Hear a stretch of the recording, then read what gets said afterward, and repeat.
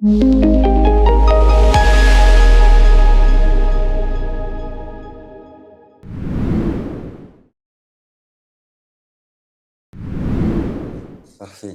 Bon, merci beaucoup pour l'invitation. Alors, je travaille en Suisse, mais je suis français. Je travaille en Suisse depuis 20 ans. Et puis, en ayant suivi en fait la discussion, la fin de la discussion en fait de la présentation précédente, la transition est toute faite en fait. Donc, ma question va être technique d'abord. Est-ce que vous voyez ma présentation On voit la présentation, oui. Et on vous voit aussi en vignette. Ok. Donc peut-être une introduction que j'ai pas fait dans mes slides et puis je vais ajouter par rapport à la présentation précédente. C'est connu en fait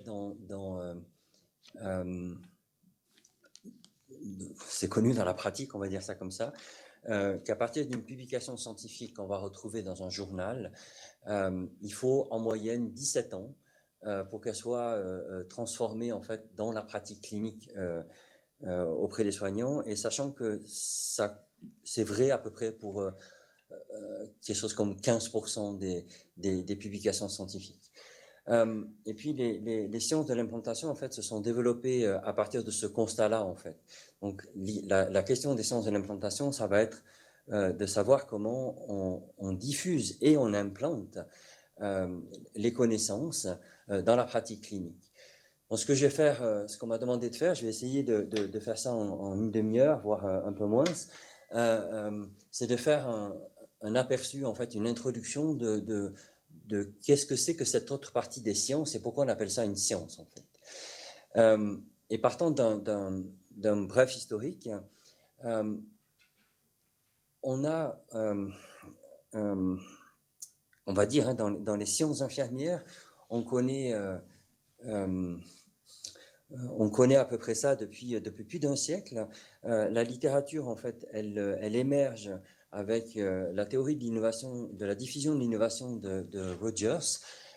C'est cette fameuse théorie, en fait, qui parle des early adopters, des adopteurs précoces, en fait, qui vont très très vite, en fait, acheter la dernière innovation ou adopter typiquement des pratiques qui sont innovantes.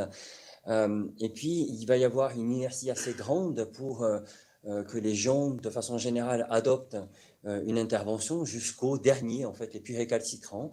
Et ça prend des fois 5 à 10 ans quand on veut implanter une pratique dans un milieu pour changer l'entier des pratiques dans l'ensemble d'une équipe, typiquement. Ce qu'on connaît historiquement, en fait, c'est dans les années 80, il y a eu beaucoup ce qu'on appelle l'utilisation de la connaissance. C'était un peu, voilà, il y a des recommandations, il y a une revue systématique des écrits qui a été faite, on a une synthèse des connaissances qui est faite, on a un consensus d'une société scientifique sur une pratique particulière, donc maintenant, merci de l'appliquer. Un peu une approche très directive, en fait, très post-positiviste quelque part, de dire que ce que dit la science doit être appliqué. Un peu, voilà, je caricature un tout petit peu, mais c'était à peu près la vision dans les années 80. Arrivé, on connaît tous en fait la médecine basée sur les résultats probants, l'evidence-based medicine, avec Sackett qui est promoteur de ça, donc professeur à l'université McMaster en Ontario. Et en fait, il a commencé à introduire dans ces directives d'application des connaissances deux éléments particuliers qui sont à la fois l'expertise.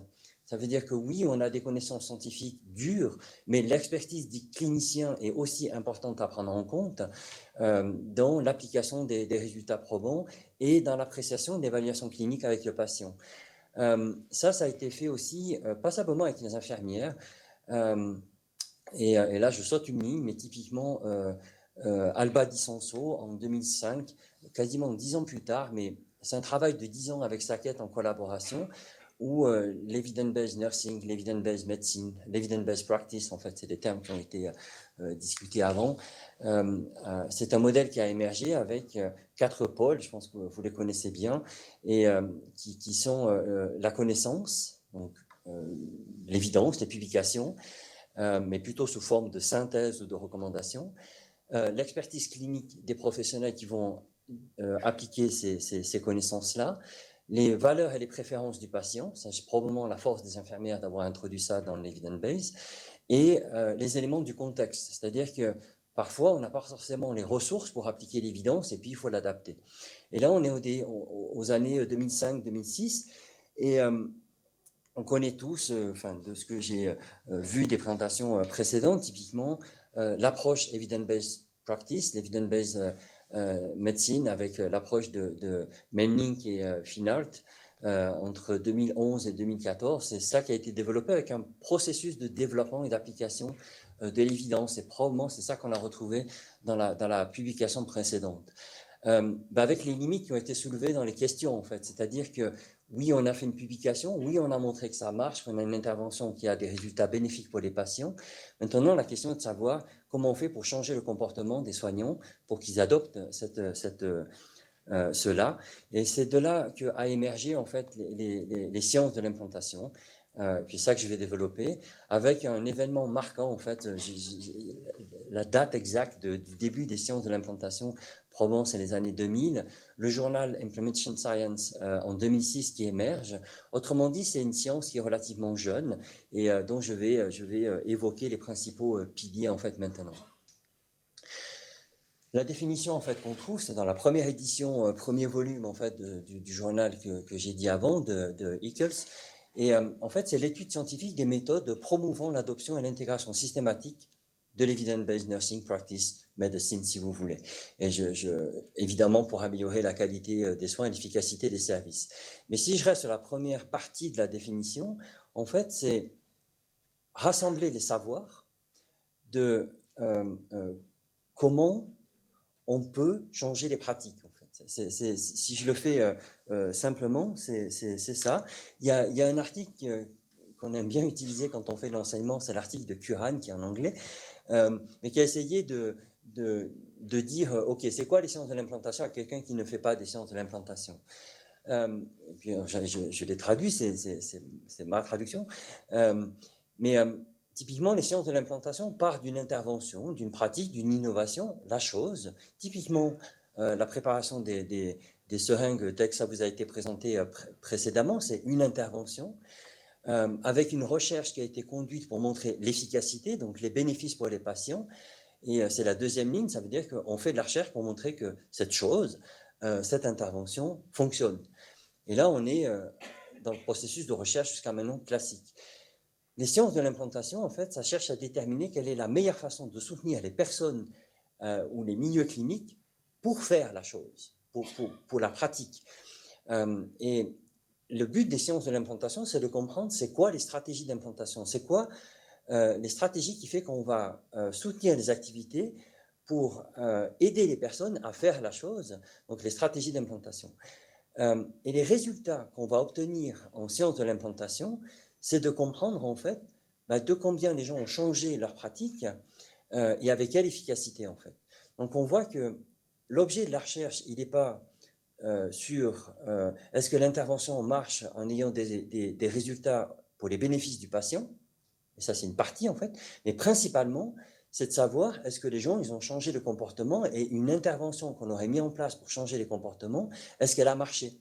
Et typiquement vos collègues tout à l'heure, disaient on a mis en place des formations, on a intégré en fait cette intervention dans les IFSI, on a mis un poster à disposition. Tout ça c'est des stratégies d'implantation en fait. Et les sciences de l'implantation vont chercher à étayer ces stratégies-là et à en mesurer l'effet sur le comportement des gens. C'est une science en fait qui a développé un savoir qui est relativement conséquent. Il y a un article de 2015 de Nielsen en fait qui a essayé de brosser en fait les théories, les modèles et les cadres conceptuels de sciences de l'implantation. Et c'est en ça que ça statue que c'est une science de l'implantation. Aujourd'hui, on a à peu près plus de 120 modèles, cadres conceptuels, on va dire de méthodes, mais pas seulement, de sciences de l'implantation. Donc c'est vite compliqué en fait. Une fois qu'on dit ok, je vais faire des sciences de l'implantation, on se retrouve avec handbook de sciences de l'implantation qui a été écrit par Nielsen aussi, et qui fait presque 600 pages maintenant. Donc ça peut être très très dur en fait de rentrer dans les sciences de l'implantation. Donc il a proposé comme ça une catégorie, et puis je vais vite parcourir en fait pour vous donner un peu les différents modèles qu'on va trouver en fait. Donc je vais aller la ligne du bas, il y a 5 catégories, et puis je vais y aller catégorie par catégorie dans la suite de la présentation rapidement. Les premiers modèles qu'on trouve, en fait, ce sont des modèles de processus, donc qui reviennent. Un exemple, en fait, c'est le modèle qu'ont utilisé nos collègues, en fait, de Manning et Finau, typiquement, qui est un modèle de processus avec différentes étapes. Donc, vous avez vu un exemple. Typiquement, dans les sciences infirmières, il y a l'Iowa modèle qu'on connaît bien, ou le Ottawa modèle, typiquement, c'est des modèles qu'on connaît bien. Après, des modèles qui sont probablement un peu plus élaborés ou mis à jour, c'est le Knowledge to Action, typiquement, de Graham, qui est vraiment un modèle, en fait, qui nous décrit des étapes dans la mise en place d'un processus d'implantation. Le deuxième type de modèle, en fait, ce sont des modèles qui se concentrent sur c'est quoi les facteurs, c'est quoi les déterminants, c'est quoi les variables, si je le fais en recherche, en fait, qui vont me permettre de comprendre qu'est-ce qui fait que ça fonctionne et que ça fonctionne pas. C'est un peu des modèles qui nous permettent de décrire, si je simplifie, les barrières et les facilitateurs. Donc, un des modèles qu'on connaît bien en sciences infirmières, c'est le modèle de Parrish, et maintenant le I-Parrish. Je vous ai mis plusieurs exemples en dessous, et un des modèles que je vais développer après, c'est le CEPHIR. Vous allez voir, c'est un métamodèle, en fait, c'est un catalogue des déterminants qui est assez intéressant à étayer. Le troisième type de théorie qu'on trouve en sciences de l'implantation, c'est la première, c'est la théorie de Rogers, c'est la théorie de la diffusion, typiquement. Ce sont des théories classiques, donc qui sont beaucoup plus anciennes, ou qui viennent d'autres disciplines. Et ça, c'est une force des sciences de l'implantation, c'est que, en général, soignants et médecins, on n'est pas suffisamment outillés pour changer le comportement des gens.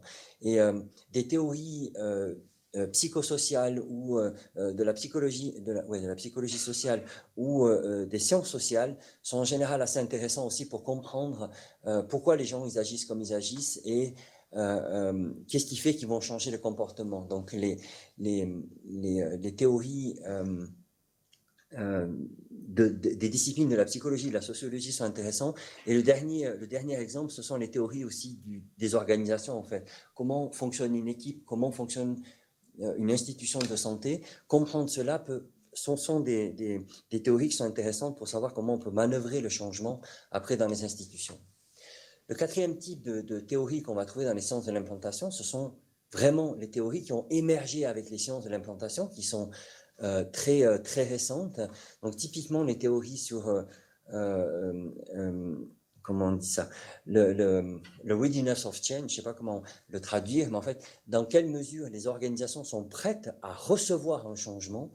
Des fois, il y a peut-être une innovation qui est extrêmement importante pour les patients, mais les organisations n'ont pas les ressources, on vit une crise où il y a la Covid qui est là, et puis c'est pas le moment d'y aller typiquement. Et ce type-là de théorie nous aide à faire ça. Le combi modèle, c'est un modèle qu'on utilise passablement, c'est issu de la psychologie, mais qu'on utilise passablement en sciences infirmières. C'est la théorie de Suzanne Michi, en fait, pour comprendre quelles sont les motivations à ce que les professionnels de santé changent de comportement. Et la théorie de Karl May, qui est la théorie du processus de normalisation, ce sont des gros, il faudrait presque faire 45 minutes sur chacune de ces théories-là. Et je vous les pointe comme ça, ça peut être des théories qui sont relativement intéressantes pour nous, en fait, typiquement, dans les soins. Et le dernier chapitre, en fait, de théories qu'on va trouver, ce sont les modèles d'évaluation. Donc, ce sont des théories qui sont plus centrées, en fait, sur, une fois qu'on a implanté, comment on va pérenniser, comment on va maintenir, comment on va soutenir, enfin ça c'est de l'anglicisme. Le plus connu, c'est le re-aim, je vous touche un mot à la fin de la présentation, sur cette partie, en fait, de savoir comment on maintient la qualité des soins, une fois, au fond, que le processus un peu spectacle de l'introduction d'une innovation est terminé. Et là, il y a beaucoup de théories là-dessus. Donc voilà, c'est juste pour vous donner une porte d'entrée en fait que je suis en train de vous faire là. Il y a une publication en fait, je l'évoque juste, qui est le TCAST, parce qu'il y a tellement de théories en fait qu'il y a des Birken typiquement, Sarah Birken qui a proposé en fait un espèce de tableau pour nous aider en fait à choisir une théorie avec principalement ces quatre variables-là, c'est-à-dire dans quelle mesure pour nous, en tant qu'utilisateurs, la théorie elle est facile d'utilisation. Moi, je dois avouer que les théories de la psychologie sociale ou les théories issues de la sociologie sont pas évidentes pour moi. Je suis infirmier et de formation, j'ai pas une formation de psychologue, j'ai pas une formation de sociologue, donc il y a certaines théories, moi j'ai de la peine à les utiliser parce que j'ai pas le background typiquement. La deuxième variable, c'est dans quelle mesure en fait ces théories nous proposent en fait des solutions qui sont facilement applicables sur le terrain qui sont là. Donc il faut un peu aussi de façon qualitative apprécier cette théorie-là, dans quelle mesure elle va nous proposer des résultats qui vont être testables et applicables. Et ce qui est aussi important, en fait, c'est qu'on travaille avec les terrains. Donc, moi, je suis chercheur à l'université, mais vous voyez, je suis au centre hospitalier de Lausanne actuellement en train de donner la conférence. C'est mon terrain de prédilection. Je travaille très, très prochement, de façon très rapprochée, pardon, avec les terrains. Et pour moi, c'est important. Des fois, je ne vais pas aller sortir une théorie qu'il n'y a que moi qui connais, alors que les professionnels, ils ne la connaissent pas. Ils en connaissent quelques-uns. Et puis pour moi, c'est une façon de choisir ma théorie de science de l'implantation, typiquement. Donc, c'est le critère d'acceptabilité.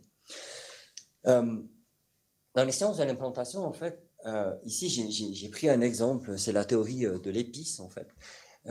Donc, si vous connaissez la route de Deming avec le plan do act, typiquement, vous reconnaissez les choses. Mais en sciences de l'implantation, dans les modèles de processus, un modèle de processus, la première catégorie de Nielsen, on va trouver, en fait, ces quatre phases, en fait. Il y a une phase d'exploration, une phase de préparation, d'implantation et de pérennisation. Avec les déterminants en fait de l'implantation qui sont au milieu. Ça, c'est un peu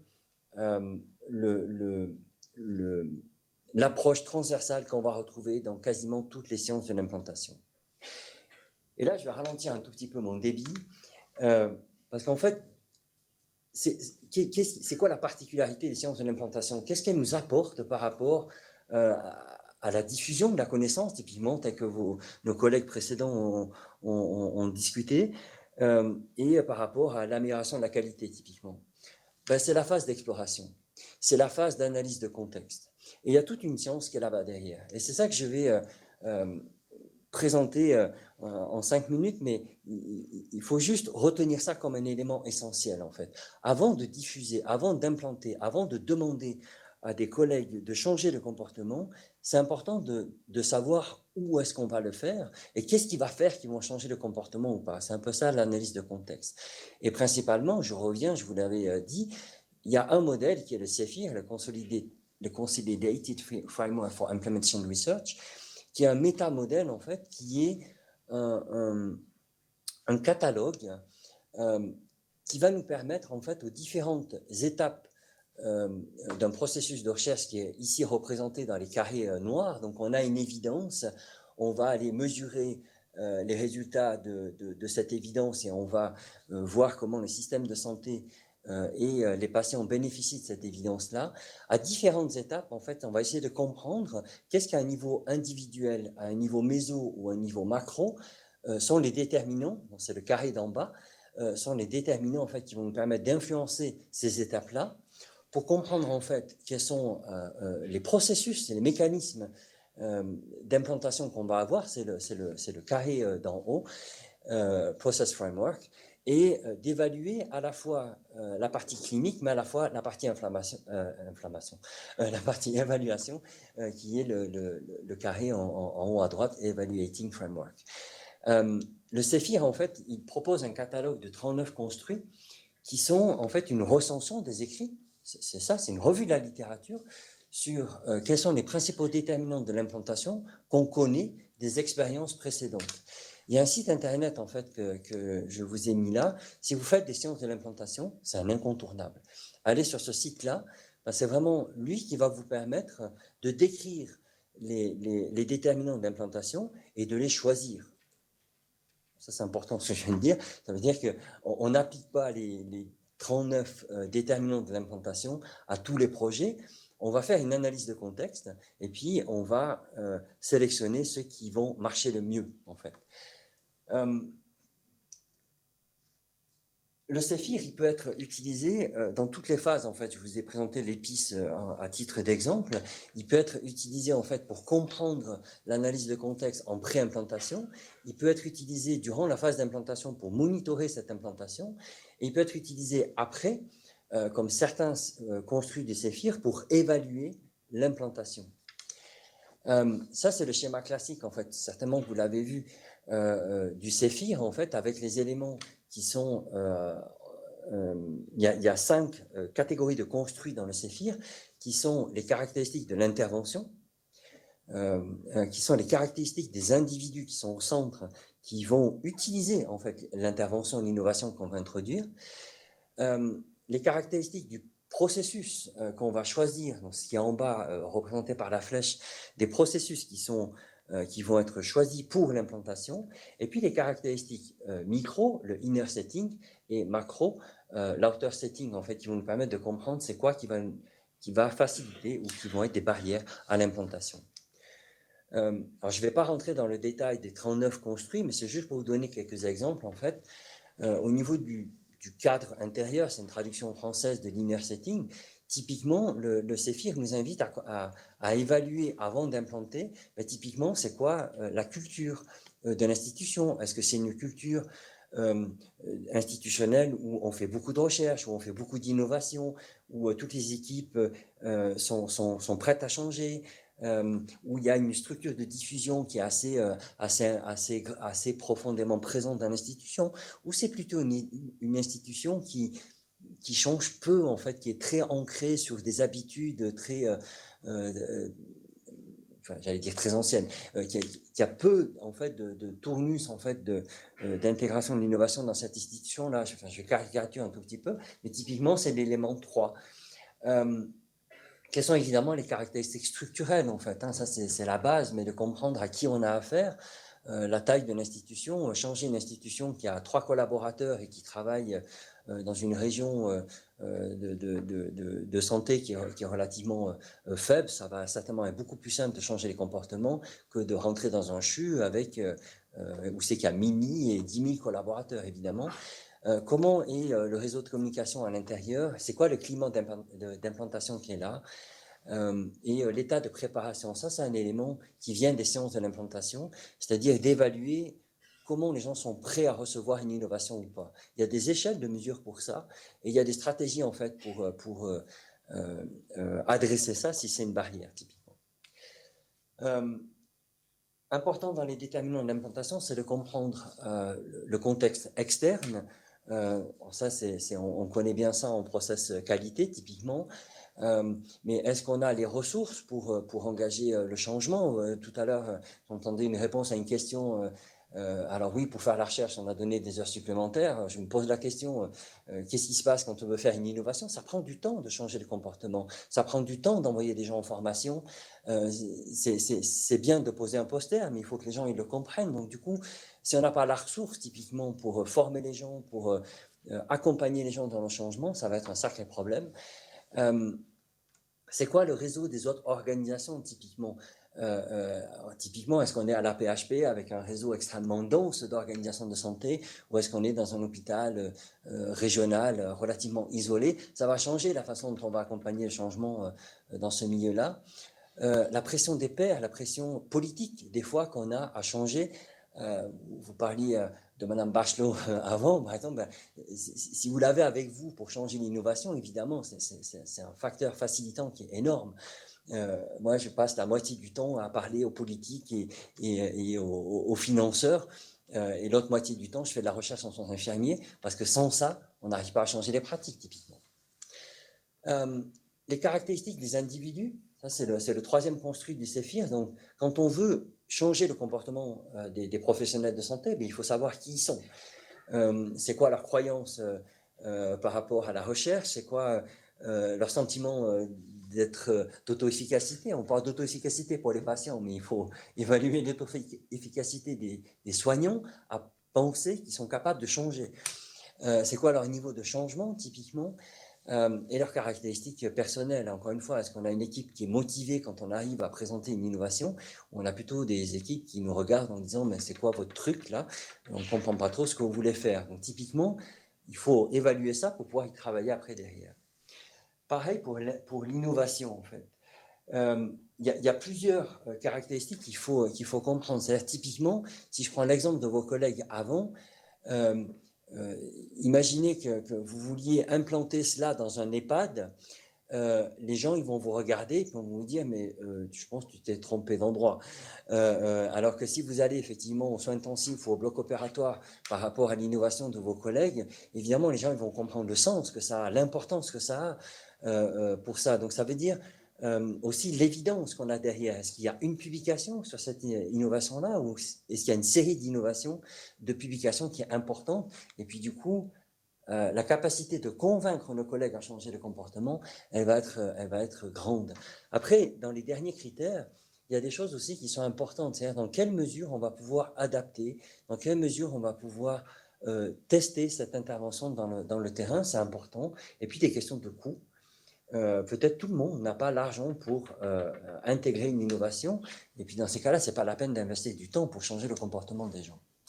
Et le dernier construit du CEFIR, c'est effectivement la façon dont on va s'y prendre en fait pour faire cette implantation, comment on va engager les gens, comment on va conduire et puis comment on va monitorer cette implantation. Ça, c'est un peu classique.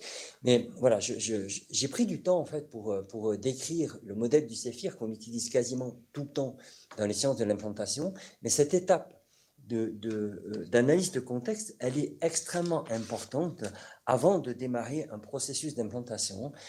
Il faut interviewer les parties prenantes, enfin, il faut trouver les parties prenantes, il faut interviewer ces gens-là, il faut comprendre tous les éléments en fait qui sont là. Ce qui est intéressant dans le CEFIR avec le site internet en fait que je vous ai donné, c'est que pour chacun des construits, il nous donne, là j'ai mis juste un exemple, il nous donne des exemples de grilles d'entretien en fait. C'est quoi les questions qu'on devrait poser par exemple pour comprendre la testabilité d'une intervention. Il nous donne aussi, il y a quelques questionnaires en fait qui ont été élaborés. Donc là typiquement on est sur les domaines de l'intervention et sur le construit de l'intervention avec les différentes variables que je vous ai présentées de complexité de l'intervention, de coût de l'intervention.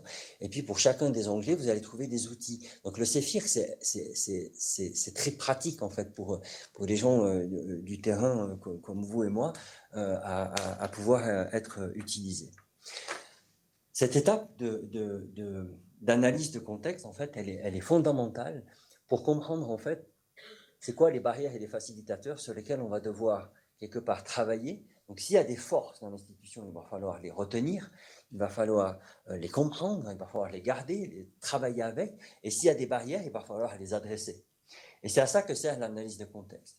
Et à partir de là, on va construire nos stratégies d'implantation. Et ça, c'est la phase d'après, en fait, dans le processus d'implantation. Donc ce sont vraiment des techniques. Et là, c'est pareil. En quoi c'est une science? Mais il y a toute une littérature sur tout un ensemble en fait, de stratégies d'implantation qu'on connaît qui marchent. En fait. Typiquement, la formation, le développement des connaissances, c'est souvent un facteur important parce que les gens n'ont pas la connaissance de l'innovation. Des fois, on fait une formation et puis les gens, ils ont la connaissance. Donc, on a perdu du temps et de l'argent. Donc, c'est l'intérêt de l'évaluer. Ces stratégies d'implantation, elles doivent être basées sur une analyse du contexte. Les stratégies d'implantation doivent être basées sur une analyse du contexte. Je me répète. Et sans l'analyse de contexte, faire une formation, diffuser la connaissance, engager un champion, une personne qui va soutenir l'accompagnement au changement, c'est probablement une perte d'argent et c'est très risqué de le faire. J'adore ce schéma de Powell, qui est un des Byron Powell, qui est un des personnes qui publie le plus en fait en sciences de l'implantation. Il nous rappelle en fait que la première stratégie, qui est je forme les gens et puis j'espère qu'ils changent de comportement. Donc, je train, je forme les gens et puis après je prie. C'est souvent une stratégie qu'on adopte. Hein. On envoie les gens en formation de façon individuelle, ils reviennent dans les équipes et puis on pense qu'ils vont changer de comportement. Ça n'a jamais marché. Ça n'a jamais marché. De faire ça, ça n'a jamais marché. Et on a beaucoup d'évidence là-dessus. Ça ne sert à rien d'envoyer les gens en formation. Alors, virgule, si on n'envoie que les gens en formation. La formation, ça doit se développer en compétences, on doit accompagner les gens à transformer cette connaissance en compétences auprès du dit malade, et on doit transformer l'organisation du service, typiquement, pour qu'on utilise la connaissance dans une organisation d'équipe ou dans une prise en charge d'un patient, typiquement. C'est pour ça que je dis que ça n'a jamais marché, la compétence, la formation. La deuxième croyance qu'on a, c'est qu'on pense qu'il faut faire toutes les stratégies d'implantation possibles. Donc le kitchen sink, là, hein, on met toute la vaisselle dans le lavabo, on met toutes les stratégies d'implantation, on investit un argent terrible, et puis on pense que ça va marcher. Ça veut dire qu'on n'a pas adapté nos stratégies d'implantation à un contexte local. L'autre erreur, c'est qu'on pense que l'approche qu'on a fait dans le service d'à côté, ou dans l'hôpital d'à côté, ou dans le service de soins d'à côté, va marcher chez nous. Le one size fit all, la taille unique. Ça ne marche pas. Ce qui a marché chez le voisin a certainement marché parce qu'il y a un contexte particulier. Et il faut comprendre notre contexte et voir comment on doit adapter les sciences de l'implantation à notre contexte. Et ça, c'est la dernière approche, en fait. Donc, l'idée de ces stratégies d'implantation-là, c'est vraiment d'avoir des méthodes d'accompagnement au changement qu'il est nécessaire de nommer. C'est important d'être au clair pour nous, en tant que chercheurs ou personnes qui allons accompagner les gens dans leur changement de comportement, et pour eux aussi de leur dire, voilà ce qu'on va mettre en place pour implanter l'innovation qu'on a définie ensemble, et puis de définir qui va faire quoi, avec quel but, dans quelle temporalité, à quelle dose, avec quelle stratégie, et de le justifier auprès d'eux. Je viens de dire en fait tous les points qui sont là, mais j'aime beaucoup en fait ce tableau-là. C'est ce qu'on appelle les indicateurs SMART, hein, on connaît tout ça, mais c'est important d'être au clair et d'avoir une stratégie. Et quand on fait une implantation, il faut avoir un protocole qui est quasiment similaire à un protocole de recherche d'évaluation d'une intervention. Donc c'est ça qui est là-dedans. Il y a Byron Powell, que j'évoquais tout à l'heure, qui a fait un catalogue de ces stratégies d'implantation.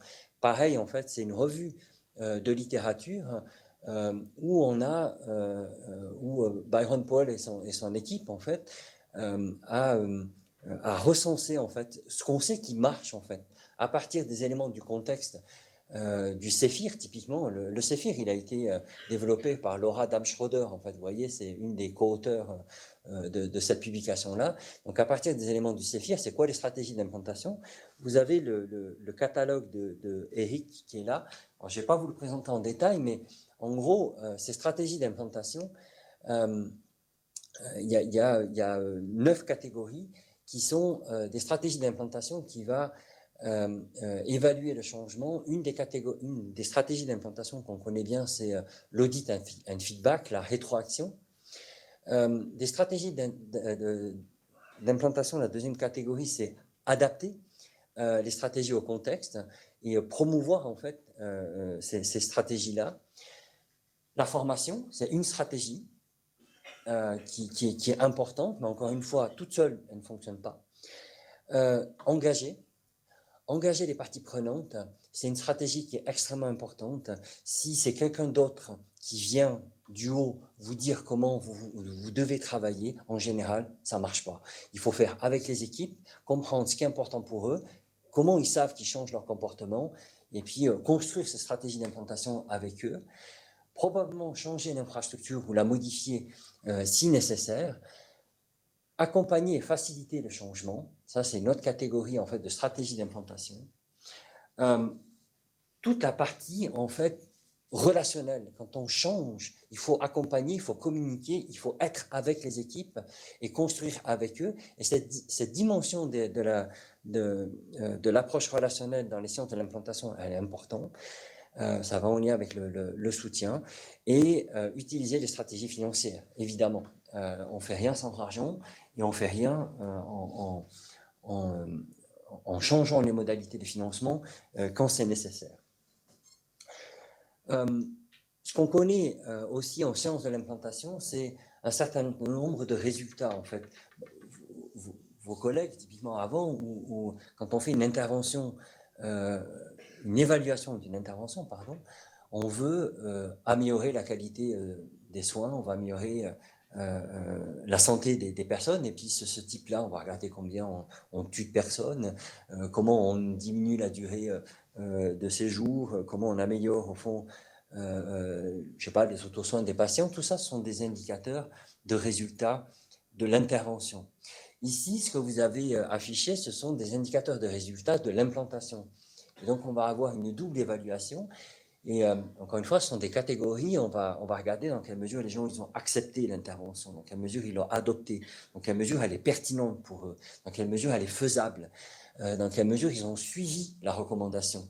La fidélité, c'est un point de discussion. Parce que moi, je ne suis pas toujours d'accord que, encore une fois, on doit être complètement fidèle à une intervention. Et des fois, on doit l'adapter à un contexte particulier, mais il doit y avoir un rationnel derrière. Il ne faut pas laisser faire les gens. C'est pas ça que je dis. Dans quelle mesure, en fait, l'ensemble de l'équipe a adopté, c'est la pénétration, en fait, a adopté une intervention, et l'histoire de la pérennisation. Donc ça, ce sont des exemples, en fait, d'outcomes, vous voyez, qui sont différents de ceux qu'on va évaluer en recherche clinique. Et l'idée, c'est d'arriver à avoir un modèle logique comme ça, où vous voyez, au milieu, en bas, il y a l'intervention. L'intervention, elle reste, et puis sur la partie de droite, en bas, on va évaluer les résultats du patient. Ça, c'est ce que vous connaissez. Les sciences de l'implantation, en fait, nous amènent toute la colonne de gauche avec les déterminants, et puis vous reconnaissez le modèle du Céphir qui est là. Donc, on va avoir les déterminants qui vont nous permettre de développer les stratégies d'implantation. Les stratégies d'implantation sont basées sur les résultats de l'analyse de contexte. Je me répète, on va développer nos stratégies d'implantation avec des mécanismes, c'est-à-dire qu'on va essayer de comprendre qu'est-ce qui va faire que les gens vont adopter, vont changer de comportement, et puis on va mesurer ces résultats-là. Le modèle logique, on connaît tous, hein, c'est juste une façon de présenter les choses, mais c'est ici un modèle logique en sciences de l'implantation. En fait. Et le dernier point, en fait, des sciences de l'implantation, et puis là, je vais vite, hein, vous voyez, je suis au galop, mais l'idée, c'est de vous brosser, en fait, le processus des sciences de l'implantation.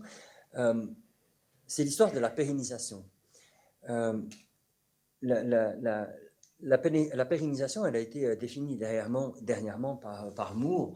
En fait, c'est on vient dans un service, on vient dans une institution de santé, on vient dans une communauté et on veut changer quelque chose. On va mettre une énergie pour faire le changement, en général beaucoup de coûts, beaucoup de temps, beaucoup de personnel, mais à un moment donné, on doit se retirer.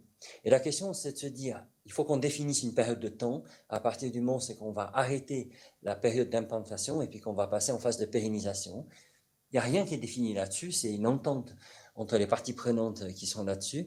Et puis, il va falloir qu'on prépare le maintien, la pérennisation de cette intervention-là. Et puis là, c'est pareil. Il y a toute une science là-bas derrière. On ne le fait pas comme ça. Ça ne va pas être magique. Ce n'est pas parce qu'on part et puis qu'on a expliqué aux gens ce qu'on devait faire que ça va continuer. En général, 50% des projets d'implantation s'arrêtent une fois qu'on arrête la phase d'implantation. Et parmi les 50%, il y a à peu près 15% qui gardent à peu près le processus d'implantation tel qu'on l'avait implanté au départ. Donc vous voyez qu'il ne reste pas grand-chose si on n'a pas pensé à un processus de pérennisation. Et là, j'aimerais juste évoquer avec vous deux modèles en fait que j'aime beaucoup. Le modèle du NHS en fait qui est un modèle pareil qui nous permet de façon avec un processus de poser des questions et d'identifier les différents déterminants de la pérennisation. Et puis ça rejoint les modèles du Céphir, mais qui sont un peu plus réduits. Donc je fais juste que l'évoquer. Et un des modèles qui est intéressant, c'est le REAIM, parce qu'en fait, il reprend l'ensemble du processus que je viens de vous présenter. Vous retrouvez le PDCA typiquement avec en bleu la préimplantation, la planification, la préparation, l'implantation, le do et l'évaluation.